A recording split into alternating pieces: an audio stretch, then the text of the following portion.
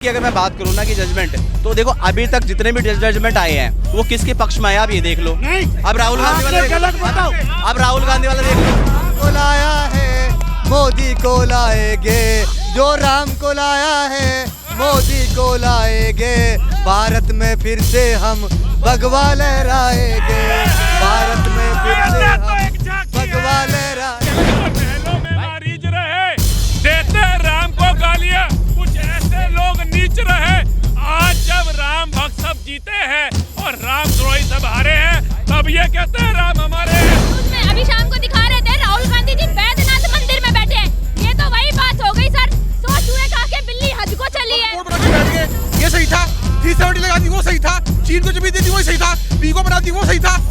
35 के नाम पे दलितों के साथ लैटरिन उठवाई इन्होंने। एक राम के किताब पर टिप्पणीबाजी की जाती है और तरह तरह के आरोप लगाए जाते हैं। ये उस वक्त कहाँ रहते हैं, क्यों रोड पे नहीं आते, क्यों विरोध नहीं करते उन लोगों का, उन पे क्यों कार्रवाई नहीं होती, उन्हें जेल में क्यों नहीं डाल दिया था। उस टाइम ये लोग चुप रहते, ये राम को मानने वाले नहीं, ये राम के दुश्मन है। कार्रवाई हो जाएगी, बता तो दो मेरे ऊपर कर दे, मैं तो चलने को 50 साल से जब कांग्रेस सरकार में थी तब सुप्रीम कोर्ट उनने कब्जे में नहीं ले पाया, तो मोदी जी क्या ले को क्या किया। एक चीज हो रहा है, अगर वाले बात अगर भाई सुनो चैंपियन, अरे भाई शांत हो जाओ। इमरजेंसी किसने लगाया था आपको पता है? कोर्ट को बंद किसने किया था आपको पता है? जजों को बंद किसने किया था आपको पता है? ये पूछिए इनसे। जवाब दे दो, जजों को कौन किसने बंद कर दिया, इमरजेंसी किसने लागू कर दी, जवाब दे दो। मैं तो कह रहा हूँ ये चुनाव आयुक्त को क्या किया है, उनकी पोस्ट को क्या किया है, इनके जो कानून मंत्री हैं उन्होंने क्या किया है गड़बड़। जी नाम इमरजेंसी लगाने वालों का नाम बताओ। बोलो पूछो, कुछ कहना चाह रहे हो? हाँ, मैं ये कह रहा था कि अगर मान लीजिए सुप्रीम कोर्ट की अगर मैं बात करूँ ना भाई, सुनो देखो डिबेट होता है नॉर्मल तरीके से। अगर सुप्रीम कोर्ट की बात करूँ तो उस समय देखो जब ये राम मंदिर का मुद्दा आया था ना, तो सुप्रीम कोर्ट वाले जज को, जो कि एक बेंच का अधिकारी था, उसको क्या बनाया था, राज्यसभा की सरकार दी थी कि नहीं दी थी। तो वो भी ना अभी देखो हमारे पास है ही क्या, लोकसभा की तरफ न्यायपालिका या फिर कार्यपालिका। तो न्यायपालिका में भी कहीं ना कहीं पे एक संकट तो है। आएगा संकट दिख रहा है न्यायपालिका में। अभी बस केवल एक ही है जो निष्पक्ष देखता हुआ नजर आ रहा है, मिस्टर चंद्रचूड़, बस इसके अलावा और मुझे लगता नहीं है कहीं ना कहीं पे। अब आप देखो अभी जैसे चुनाव आयोग में सरकार के प्रेशर में काम कर रहा है सारा। देखो है प्रेशर तो है, वो तो अच्छी बात है कि हमारा जो कौन सा प्रेशर सरकार का, मैं बताता हूँ। देखो हमारा जो कॉन्स्टिट्यूशन है वो ये कहता है कि भाई राज्य है, सरकारें अपने तरीके से काम करेगी, न्यायपालिका अपने तरीके से काम, तो न्यायपालिका को सबसे अलग रखा गया है, इसीलिए वो थोड़ा सा निष्पक्ष होकर के अपने डिसीजन ले सकता है। वास्तव में क्या है, कौन सा डिसीजन गलत दे। अभी आप देखो जो सुप्रीम कोर्ट के मेन जो इस समय बेंच के अधिकारी है मिस्टर चंद्रचूड़, उनके घर पे ईडी गई है अभी, और 3 से 4 बार उनके घर पे भी गई है, और बहुत प्रेशर क्रिएट होता है। अब बताओ वो बंदा क्या करेगा। अगर मान लीजिए मेरे परिवार पे हमला हो जाएगा, मुझे जिया नहीं जाएगा, तो फिर उसके ऊपर क्यों हुआ, चाहे बताओ। गलत दिया है सुप्रीम कोर्ट ने, कौन सा जजमेंट बता दो इनको, जजमेंट कौन सा गलत है? क्या राम मंदिर का जजमेंट गलत है? नहीं राम मंदिर का राम मंदिर का देखो जो चीजें फैक्ट है वो फैक्ट है। अब आप एक चीज बताओ, अब आप मेरी बात सुनो। अच्छा आप बताओ, देखो यहाँ पे आप देखो किस मीडिया के सामने खड़े हो, आप जजमेंट बताओ कौन सा। मैं बता रहा हूँ, न्यायपालिका की बात सुनना पड़ेगा, एज अ लॉयर है ये न्यायपालिका की बात करे कि न्यायपालिका दबाव में उठाए, वही मैं न्यायपालिका दलाल कह दिया। आप कार्यपालिका न्यायपालिका की बात करते हो, सुन लो न्यायपालिका ने अपना कौन, अरे सुन लो भाई, न्यायपालिका ने अपना कौन सा न्याय दबाव में दिया है जनता को बताइए, जवाब दे दो। चलो भाई देखो अब एक बार बताओ, कौन सी गवर्नमेंट ऐसी है जो कि न्यायपालिका के जो सुप्रीम कोर्ट का जज है उसके ऊपर ईडी कार्रवाई करा रही है। अब उसमें प्रेशर तो मैं सवाल नहीं, गलत सवाल नहीं, जजमेंट न्यायपालिका ने कौन सा न्याय गलत दिया ये बताइए। एक गलत बता दो, एक एग्जांपल।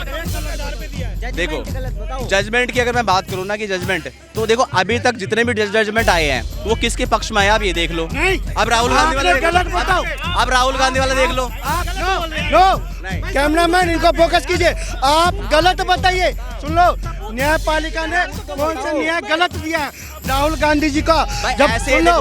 देखो मैं बताता हूँ, अब सुप्रीम कोर्ट हो चाहे वो हाई कोर्ट हो, उसने अगर डिसीजन दे दिया तो उसके ऊपर क्वेश्चन मार्क तो तुम भी नहीं उठाओगे, मैं भी नहीं उठाऊंगा। पहली चीज तो ये। आप तो उठा रहे हो, आप कह रहे हो सुप्रीम कोर्ट पर सवाल उठा रहे हो आप। ये तो देखो मैं वही बता रहा हूँ, अगर मान अब मेरी बात जो एक अरे भाई सुन ले, पहले सुन तो ले। बताओ ना यार, बता तो रहे सबसे पहली कोर्ट ने डिसीजन कोई नहीं लिखा राम मंदिर पे, ये समझौते के हिसाब से हुआ, ऐसे डिसीजन ही नहीं लिखा, डिसीजन कोई नहीं है, आपको पता है। आपने देखा है? मैंने नहीं देखा, आपको खुद पता है। पंडित जी देखो देखो सुनो, सवाल देखो देखो, डिसीजन नहीं लिखा तो आ कैसे गया? पहले आप देखो, सुनो सुनो, देखो प्रधानमंत्री जी मेरे भी हैं, मैं भी चुनता हूँ, मैं इस देश में ही हूँ, ये भी सुनते हैं, प्रधानमंत्री सबके हैं, मगर जो संविधान है जो वो तो बचा के रखो ना यार।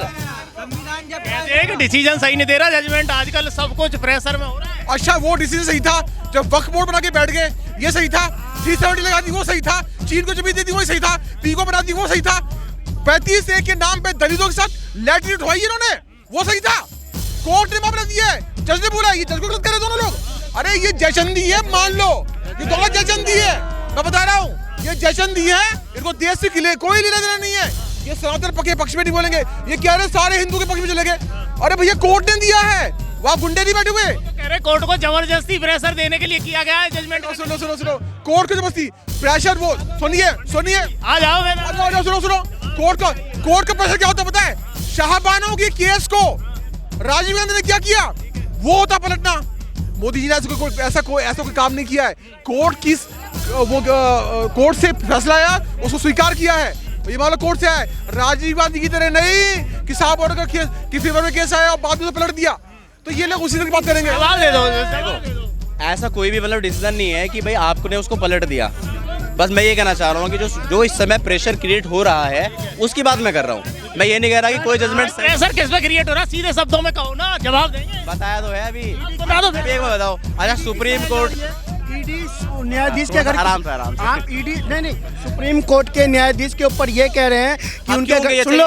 सुन लो आप बताओ ना, आप बताओ। अरे मैं क्या बताऊं, आप बताओ क्यों तो एक के ऊपर ही क्यों गई? अच्छा बताओ। मैं वो ये कह रहा मिस्टर गोगोई के घर पे, केजरीवाल के घर भी गई है ईडी, हाँ, क्यों गई? बिहार वाले के। अरे उसने शराब खा ली, शराब। हमारा कहने का मतलब है दुरुपयोग किया जा रहा है। मैं बता देखो, अगर तो मैं ये तो क्या जाएगा? देखो अगर भ्रष्टाचार करेगा तो चोरी उसकी तरफ करोगे करो, तो नहीं पुलिस करो भी आएगी, करो, मैं वो नहीं कह रहा। करोड़ देखो के चीजों को ना केजरीवाल का बोर्ड लगा दोनों रहा है। पक्षों से देखना पड़ेगा। बच्चों को मैं वही बता दोनों, मैं वही बता आपके पास सबूत है कोई उनकी, उसका पहले सबूत है कि नहीं है? सुनो सुनो, हीरो बनने की कोशिश मत करो, तुम्हारी टोन देख रहा हूँ, तुम के निर्णय को भी मान नहीं रहे। बात कर रहे हैं, ये इनसे बदतमीजी से बात कर रहे, तू करके बात कर रहे हैं। ये तो ये कह रहे राम मंदिर का भी निर्णय गलत है। अरे यही गलत आदमी है, यही गलत आदमी बोल रहा हूँ, यही गलत है, मैं बता रहा हूँ यही गलत है। मैंने एक वर्ड यूज किया था जयचंद, वो जयचंद यही है। इनको देश की एकता खटने से मतलब बात नहीं है। आप एक बताइए, वक्फ बोर्ड खड़ा हो गया, कोर्ट के कैसे खड़ा हो गया?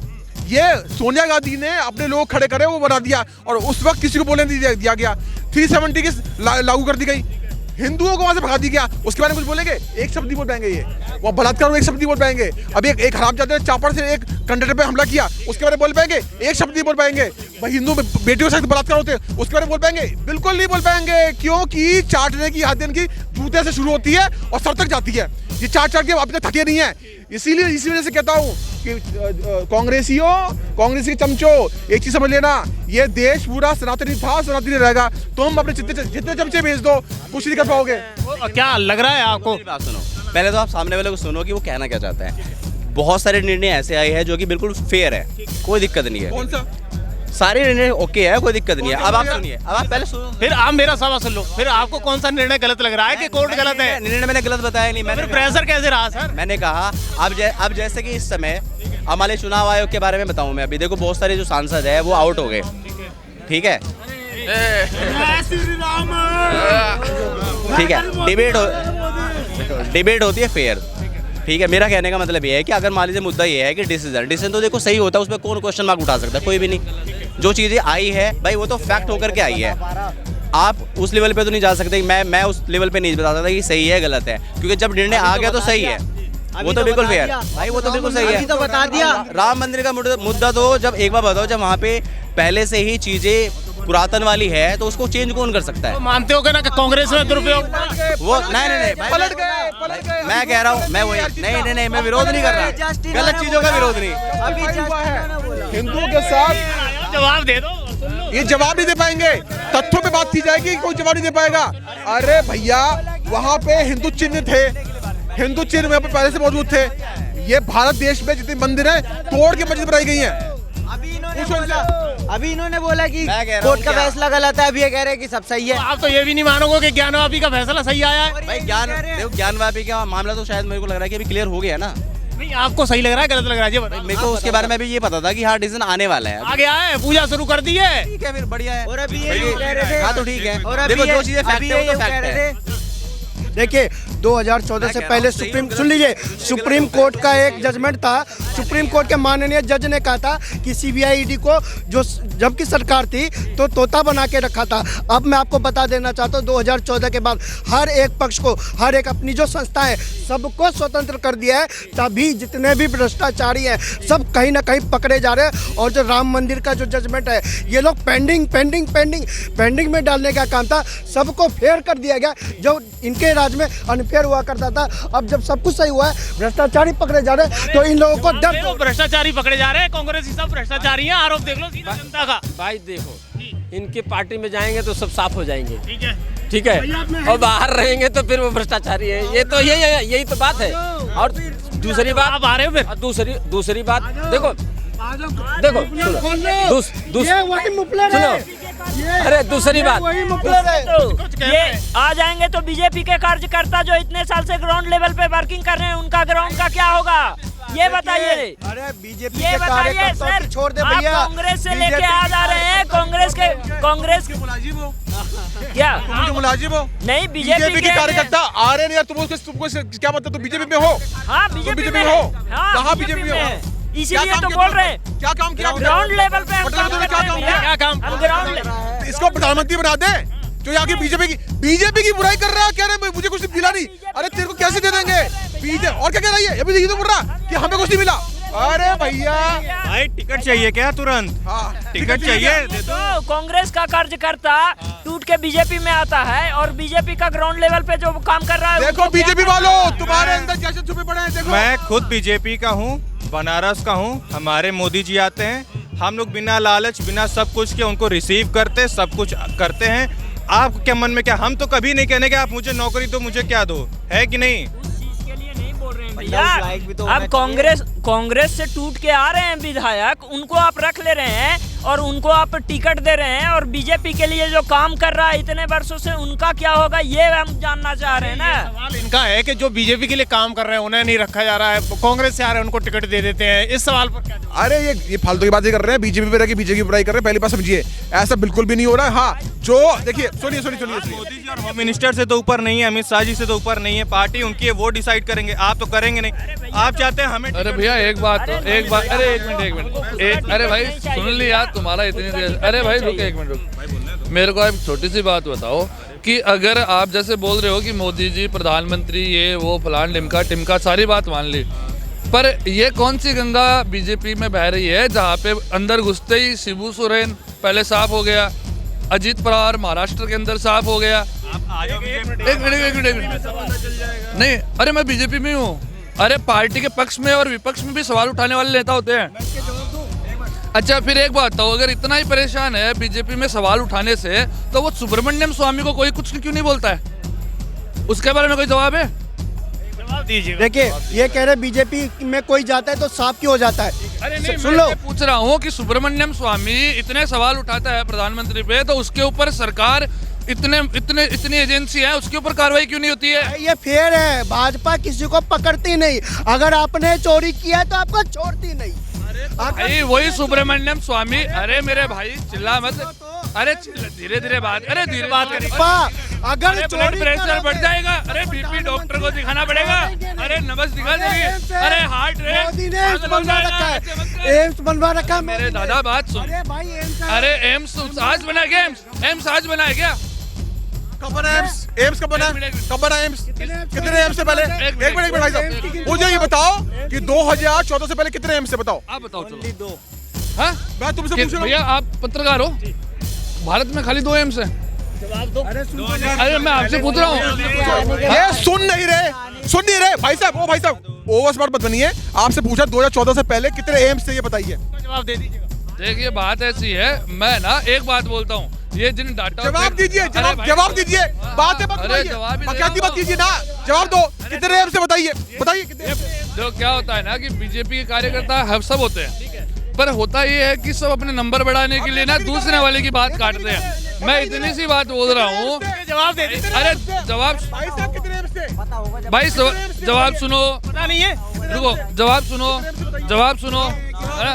जवाब ये है, मैं एक सामान्य, अरे तो इधर, अरे मैं ये जवाब दे रहा हूँ, हाँ मैं, अरे तो सुनेगा सही भाई, मैं एक सामान्य आदमी हूँ, नागरिक हूँ, मेरे क्षेत्र में एम्स बने, मैं उसी का ध्यान रखूंगा, उसके अलावा बने हमारा राजस्थान है, बने हाँ कहाँ बने, हमारे मेडिकल कॉलेज बने। अरे यार 2014 से पहले सिर्फ 6 एम्स थे, अब पूरे भारत में 19 ऐसे एम्स हो चुके हैं। चलो तो मैं नहीं पता था, अब मुझे इतना बता दो कि पहले कितने जन औषधि केंद्र थे, बताइए। ये बता दो औषधि केंद्र कितने थे? औषधि केंद्र तो मतलब सरकार खोलती रहती है और बंद करती रहती है, नई सरकार आती है, उन्हीं कल कारखानों के नाम बदल दिए जाते हैं, इतना ही। जन औषधि केंद्र होता क्या, जरा से पूछिए, बताइए क्या होता है। जन औषधि केंद्र वो होता है जहाँ पे सामान्य आदमी को, नागरिक को बिना पैसे के अंदर औषधि मिल जाए, वो जन औषधि केंद्र। यही नहीं पता इनको। हाँ बताओ। जन औषधि केंद्र वो होता है जहाँ पे आपको 70 से 80% दवाएं सस्ती मिलती हैं पूरे भारत। सुन लो ना, नहीं पता, इन्होंने बोला फ्री में मिलती है, इनको नहीं पता। तुमने फ्री में बोला, फ्री में बोल रहा है, गलत बोल रहे हो। अब सुनिए, 90 जन औषधि के थे, आज 9000 से ऊपर है। अब मैं भाई साहब से पूछना चाहूंगा कि पहले कितने यूनिवर्सिटी थी 2014 से पहले, बताइए। नहीं भाई मैं कम पढ़ा लिखा हूँ।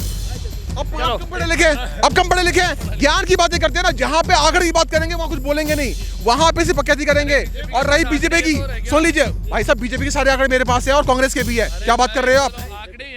धरातल पे काम है भाई साहब, पूरा काम है। कहाँ है? तुमको नहीं दिखेगा? नहीं काम नहीं है। हाँ? कौन सा काम नहीं है? मैं बताता हूँ कौन सा काम नहीं है।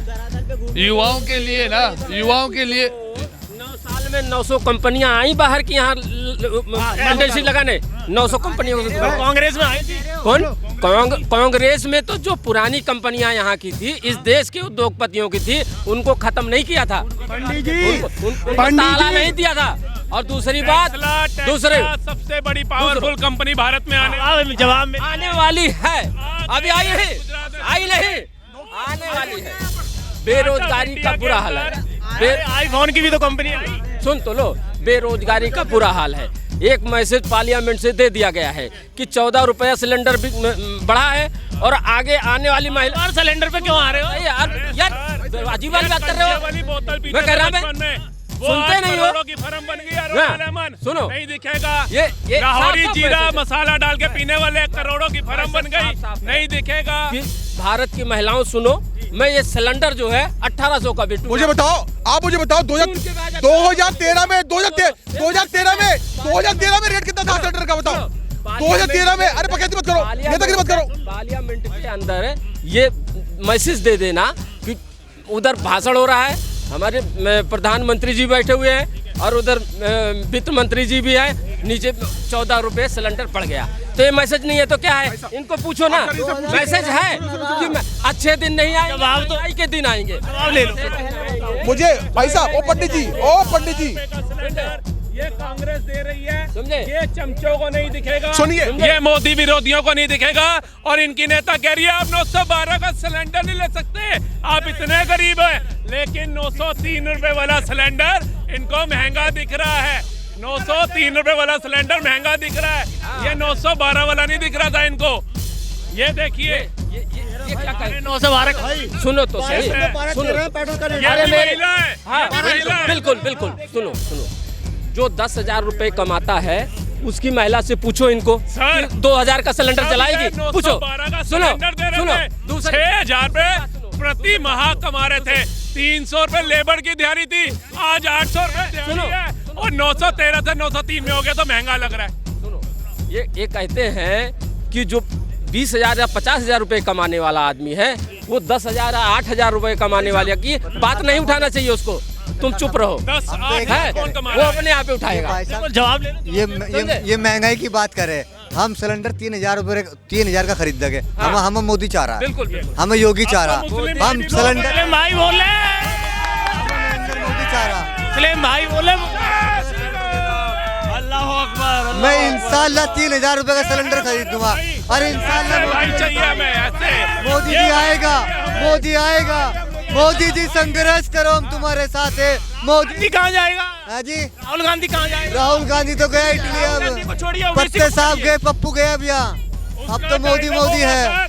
उसका डायलॉग होगा 2024 में, मोदी जी आने वाले हैं और हम नानी के घर इटली जाने वाले हैं। जो राम को लाया है मोदी को लाएंगे, जो राम को लाया है मोदी को लाएंगे, भारत में फिर से हम भगवा लहराएंगे, भारत में फिर से हम भगवा लहराएंगे। कहना चाहती हूँ, क्या कहना चाहती हैं? देखिए कौन है यहाँ पर जो राहुल गांधी को लाना चाहता है? वो बोल रहे हैं कि सिलेंडर राहुल गांधी को देखिए, जो व्यक्ति मतलब पूरे देश के सामने, महंगाई की बात एक बार बेटी को पहले देखिए जो व्यक्ति पूरे देश के सामने खड़ा होकर ये बोले कि हम हिंदुत्ववादियों को खत्म कर देंगे, हिंदुत्ववादी और इस देश के 100 करोड़ हिंदू उस व्यक्ति को उखाड़ के वापस वहीं भेज देंगे जिस गोले से आए। देखिए जो राहुल गांधी को 100 करोड़ हिंदुओं की आस्था को ठेस पहुंचाने का काम किसने किया? राहुल गांधी जी ने किया है। राम मंदिर 70 साल से बन सकता था, उनके हाथ में सत्ता रही है, सब कुछ रहा, राज्यपाल, राष्ट्रपति, सब कुछ उनका था, लेकिन हिंदुओं के साथ आज 100 करोड़ हिंदुओं की आस्था को ठेस पहुंचाने का काम वो कांग्रेस परिवार ने किया है। मोदी जी के आने से 100 करोड़ हिंदुओं की आस्था को जो ठेस पहुंचा था वो मोदी जी ने राम मंदिर बना के दिखाया। ये है जो हिंदुओं को, हिंदुओं के साथ दुराचार हुआ। नहीं, राम मेरे भी हैं, राम सबके भी हैं। सुनो सुनो सुनो सुनो सुनो सुनो, राहुल गांधी के राम है या नहीं? सुनो, गांधी ने क्या कहा था? गांधी ने क्या कहा था? रघुपति राघव राजा राम, राम का नाम उन्होंने पहले लिया था। आगे क्या कहा था? ईश्वर अल्लाह से पहले सही लिया था। कौन सी गीता में लिखा था कि रघुपति राजा राजा राम पतित पावन सीताराम? कहाँ लिखा था? इस देश में सबको रहने का जो इस देश में संविधान हमारे भी है। ये तब कहा थे, टेंट में पड़े थे राम लला और महलों में मरीज रहे, देते राम को गालियां, कुछ ऐसे लोग नीच रहे। आज जब राम भक्त सब जीते हैं और राम द्रोही सब हारे हैं, तब ये कहते हैं राम हमारे हैं। पहले कहा था जब 25 वकील कोर्ट में खड़े करे किए, राम को काल्पनिक बताया, तब कहाँ थे? तब क्यों नहीं विरोध किया? जब एक राम की किताब पर टिप्पणीबाजी की जाती है और तरह तरह के आरोप लगाए जाते हैं, ये उस वक्त कहाँ रहते हैं? क्यों रोड पे नहीं आते? क्यों विरोध नहीं करते उन लोगों का? उन पे क्यों कार्रवाई नहीं होती? उन्हें जेल में क्यों नहीं डाल जाता? उस टाइम ये लोग चुप रहते। ये राम को मानने वाले नहीं, ये राम के दुश्मन है। राम के दुश्मन है क्या? देखिए ये बात करते हैं कि नफरत मत फैलाइए। जिस नफरत के नाम पर देश के 2 टुकड़े कर दिए, तब आपकी नफरत कहाँ थी? तब आपका भाईचारा कहाँ था?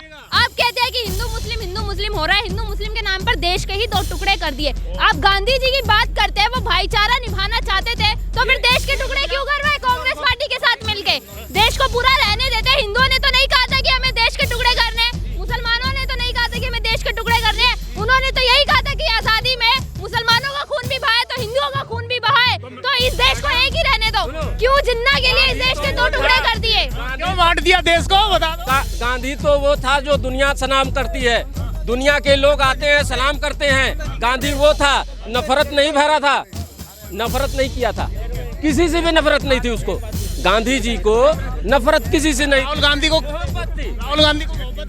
बिल्कुल है, सबसे मोहब्बत है।